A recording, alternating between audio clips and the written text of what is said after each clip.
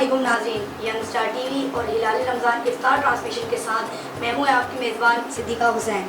तो उसी ट्रांसमिशन के साथ हम मौजूद हैं हमारी एक्सपर्ट, हमारी शेफ़ उस्मा नाज के साथ। तो जानेंगे आज उससे कि आज वो हमें क्या इफ्तारी करवाने वाली हैं, क्या खिलाने वाली हैं। तो आए उनसे बातचीत करते हैं। अस्सलाम वालेकुम। मेरी तरफ से आप सबको रोज़ा बहुत बहुत आपको खैर मुबारक। और जिस तरह कि आप समझते हैं, जानते हैं कि रमज़ान पकौड़े के बगैर अधूरा है। तो आज हम जो है स्टार्ट कर रहे हैं अपने पकौड़ों से, और बड़े क्रिस्पी और बड़े यूनिक स्टाइल में। अच्छा, तो ये मतलब आपने जो इंग्रेडिएंट्स रखे हैं ये सब पकौड़े के रखे हैं? हाँ, ये मेरे सारे इंग्रेडिएंट पकौड़े के हैं। चले आए, मैं आपको बताती हूँ। जी, तो नाज़रीन आज हम खाने वाले हैं पकौड़े, और उसी के साथ हम पूछेंगे उनसे कि इसमें पहले क्या डलता है, इसके बीच में क्या डलता है। तो मैम ये बताएं ये क्या है? ये बेसन लिया है मैंने, छान के बेसन लिया है, 1 कप बेसन है, और इसमें हाफ कप चावल का आटा जो इसको क्रिस्पी करेगा। ओके। और उसके साथ कुछ स्पाइसेस हैं जो कि यूँ हैं, हमने कुटी हुई मिर्च लिए 1 टेबल स्पून साबुत धनिया क्रश करके लिया है ये मैंने, ज़ीरा लिया है ½ टीस्पून, और 1 पिंच हल्दी, सॉल्ट लिया है, मतलब हस्बे जाएगा जितना आप, कोई कम खाता है कोई ज़्यादा खाता है, तो इसी तरह से। और ये चाट मसाला मेरा अपना बना हुआ, ठीक है, बेहतरीन। जी हाँ। और इसके लिए हमने हरा धनिया लिया है, 4 हरी मिर्चें ली हैं, 2 मीडियम साइज़ के प्याज लिए हैं। ओके। और पालक लिया है जो कि इसमें बड़ी अच्छी खुशबू देगा और एक अच्छा सा अरोमा आएगा। और हमने 2 आलू लिए हैं, मीडियम साइज़ के आलू हैं, ये 2 लिए हैं, इसको भी डालेंगे अब। जी, तो नाज़रीन ये तो हो गई पूरी पकौड़ी की रेसिपी, जो कि रमज़ान में अमूमन सब घरों में खाने की लुत्फ़अंदोज़ एक डिश होती है, क्योंकि इसके बगैर हमारे पाकिस्तानियों को, हमारे कराची वालों को मज़ा नहीं आता खाने में। तो उसी के साथ अब हम चलते हैं इनके इस पे तैयारी पे चलते हैं कि आइए तैयारी करेंगी और स्टार्ट करते हैं। और उसी के साथ हमारे साथ जुड़े रहिएगा और देखते रहिएगा इफ्तार ट्रांसमिशन हिलाल रमज़ान।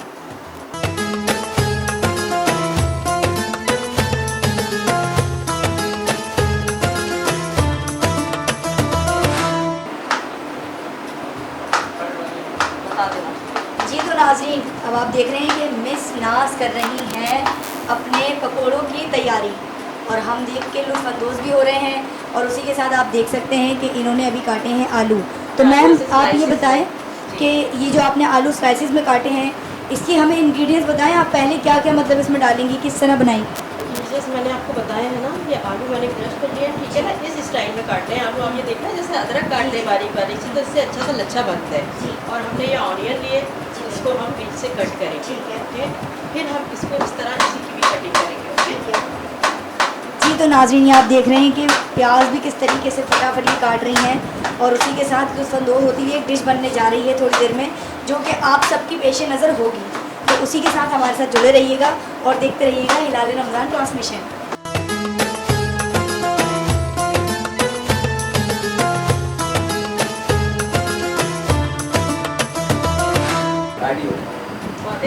जी, तो नाज़रीन अब आप देख सकते हैं कि उसी के साथ मिस नाज बना रही हैं पकोड़ों की डिश, और उसी के साथ अभी काट रही हैं ये मिर्चें, हरी मिर्च जो कि बड़ी तेज़ होती है।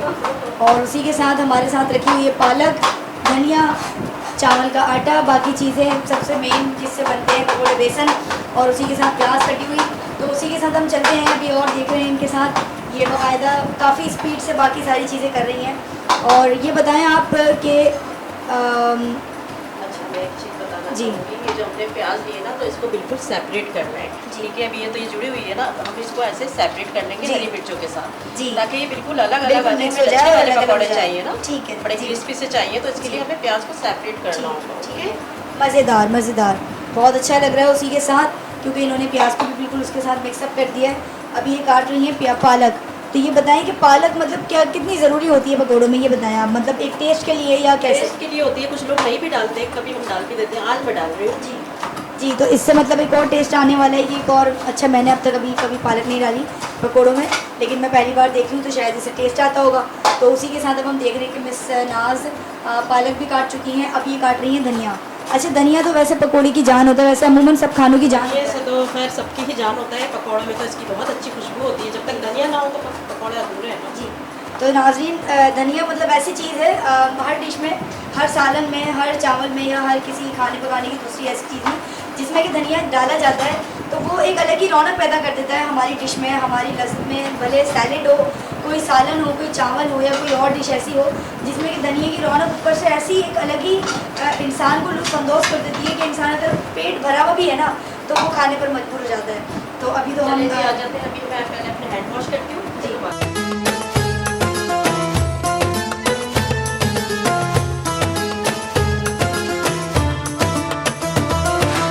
जी नाज़रीन, देख रहे हैं आप जैसे कि ये अभी डिश को मेल्ट कर रही हैं और हम उनसे पूछते हैं कि किस तरह मेल्ट और किस तरीके से होता है, कि मतलब कुछ लोग ऐसी जल्दी जल्दी में कर देते हैं लेकिन ये एक तरीके से होता है, तो आए उनसे पूछते हैं।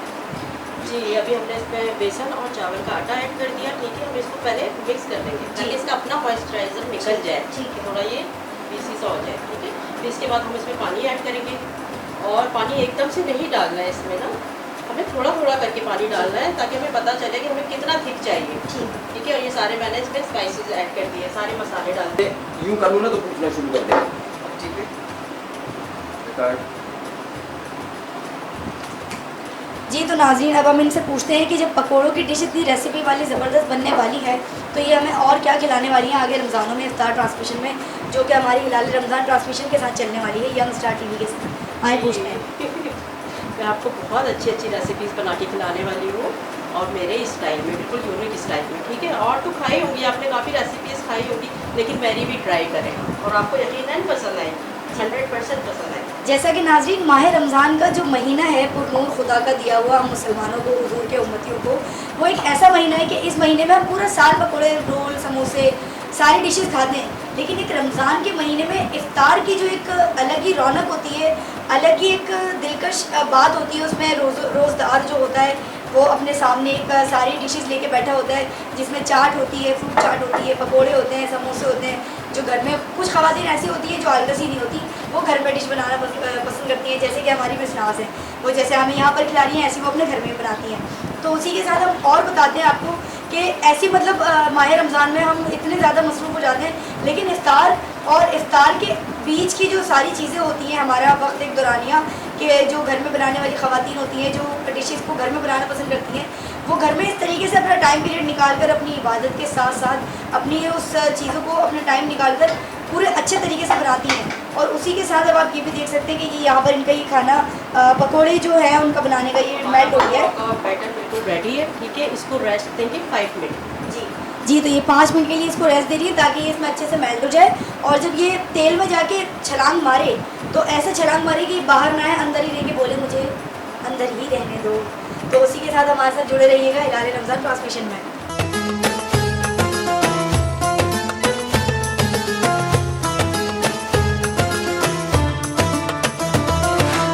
ये देखिए हमारा ऑयल जो है प्रीहीट हो चुका है तकरीबन। ना इतना ज़्यादा गर्म होना चाहिए कि हम डाल दें और पकौड़े जल जाएं, ना इतना स्लो होना चाहिए कि डालते ही पकौड़े बिल्कुल ही बैठ जाए, गर्म ही ना हो, ठीक है। मीडियम, ओके, मीडियम फ्लेम पर, मीडियम हाइट।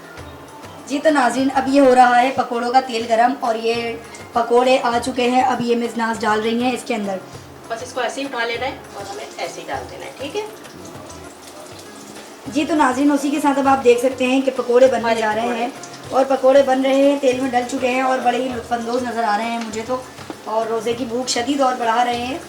तो देखते रहिए हमारी ट्रांसमिशन और उसी के साथ हमारे साथ चलते रहें और देखते रहें कि किस तरीके से आपको पकोड़े इतना बन रहे हैं। ज़्यादा भी नहीं डालना है, इतने डालना है कि अच्छे से फ्राई हो जाए, हम इसको ऊपर नीचे कर सकें, ठीक है। जी तो नाज़रीन, ये आपको पकोड़ों में तेल की जो शुर की जो एक आवाज़ है वो आपको और क्या कहते हैं, इफ्तार की क्या कहते हैं, भूख बढ़ाने के लिए और लुत्फ़अंदोज़ कर रही होगी कि हम बस वो रिकॉर्ड कर, उसको रिकॉर्ड कर, सिर्फ ऑन रिकॉर्ड। क्यों चले जी बेबी। जी तो नाज़रीन, ये आप देख सकते हैं कि पकोड़े बन चुके हैं तेल में जाकर और देखने में इतने क्रिस्पी लग रहे हैं कि बस खाने का दिल कर रहा है। जी तो आप कुछ बताएं इसमें। वो सब हमारे पकौड़े डालने आते हैं आपके पास?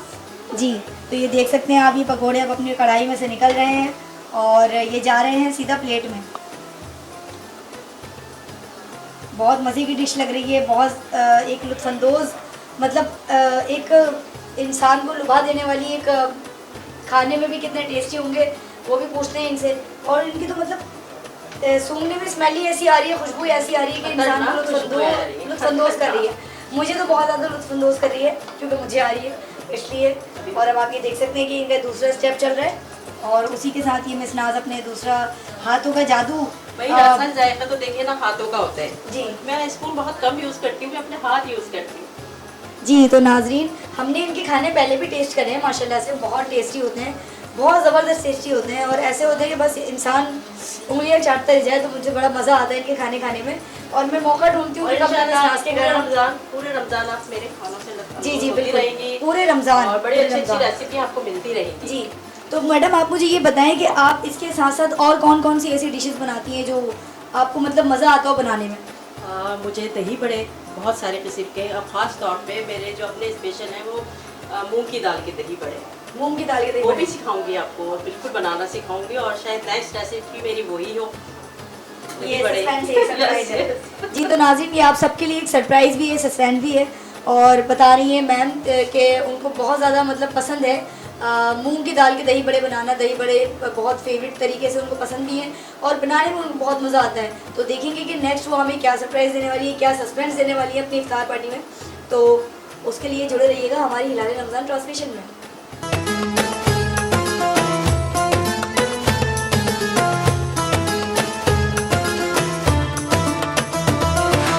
जी तो नाज़रीन, उसी के साथ मिस नाज की डिश पकोड़ों की रमज़ान इफ्तार हिलाल रमज़ान ट्रांसमिशन की जो हमारी डिश थी सबसे पहले रमज़ान की, वो तैयार हो चुकी है, अपनी इख्तिताम को वो पहुंच चुकी है। तो आए बाकी की और चीज़ें भी मिस से पूछते हैं कि उन्होंने किस तरीके से इसको बनाया, कितना उनको मज़ा आया, कैसे। मुझे तो बहुत मज़ा आता है खाने बनाने में, और खिलाने में ज़्यादा मज़ा आता है खाने से ज़्यादा। तो बस आप हमसे जुड़े रहिए और मज़े के खाने रेसिपीज़ ट्राई करते रहिए, और सीखते रहिए, अपने घर वालों को भी खिलाते रहिए।